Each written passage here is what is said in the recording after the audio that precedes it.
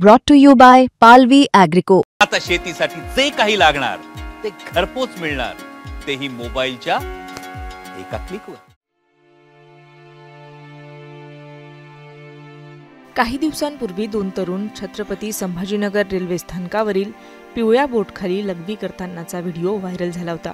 या व्हिडिओतील एका तरुणाने आता विहिरीत उडी घेऊन आत्महत्या केली आहे। महेश आडे असं आत्महत्या केलेल्या तरुणाचं नाव असून तो जालन्यातील परतूर तालुक्यातील ठोकवळ तांडा इथला रहिवासी होता।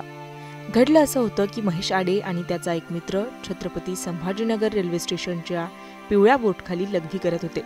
तिथे एका तरुणाने त्यांचा व्हिडिओ काढला, तेव्हा हे दोन्ही तरुण नशेत असल्याचं कळलं। लघवी करतानाचा या तरुणांचा व्हिडिओ इंस्टाग्रामवर व्हायरल झाला। नंतर दुसऱ्या दिवशी या दोघांचा माफीचा एक व्हिडिओही आला, ज्यात त्यांनी झालेल्या कृत्याबद्दल माफी मागितली होती। पण तरीही त्यांचा व्हिडिओ इंस्टाग्रामवर व्हायरल केला जात होता। या व्हायरल व्हिडिओमध्ये या तरुणांचे पत्ते आणि फोन नंबर टाकण्यात आले होते। या तरुणांना रोज धमकीचे मेसेज आणि फोन येत होते।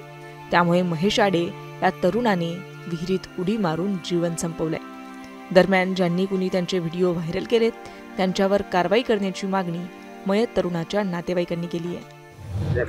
संभाजीनगरला जी घटना झाली तिथं आमच्या मुलांनी माफी मागितली, तरी ह्या लोकांनी त्यांना सुट्टी दिली नाही। वारंवार त्यांना फोन करण्याची धमकी दिली, इंस्टाग्रामवर फोन केलं, कॉलिंगवर फोन केलं, जीव मारण्याची धमकी दिली।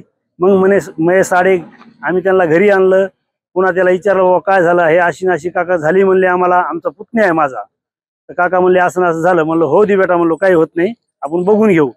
तर काल दिनांक 4 वार मंगळवार त्या दिवशी रेल्वे पोलीस ते घरी आले। त्यांना बोललो आम्ही की असं ना असं बाबा काय आहे, तर आम्ही मिटून घेऊ। माफी मागितली आमच्या मुलांनी, तरी आम्ही पुन्हा आज त्यांनी 9:30 ते 8 दरम्यान त्यांनी फोन केला, पुन्हा त्याला धमकी दिली।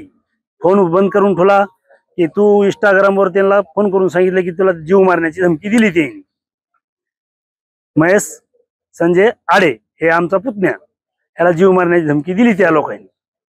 त्यानंतर काय केलं मग? त्यानंतर मग आम्ही काय केलं की त्याला शोध केला की बाबा कुठे गेला काय गेला, की त्यांनी जी आत्महत्या केली। विहिरीमध्ये त्यांनी जीव दिला, आम्ही बाहेर काढलं, पाहिलं। त्याच्यानंतर पुन्हा त्या माणसाचं फोन आलं, समत आरोपी ते त्यांचं फोन आलं। ते बायला आम्ही इंस्टाग्रामवर त्याचं फोन पुन्हा ते आम्ही साहेबाला पण दाखवलं, हे फोन पुन्हा यायलंय।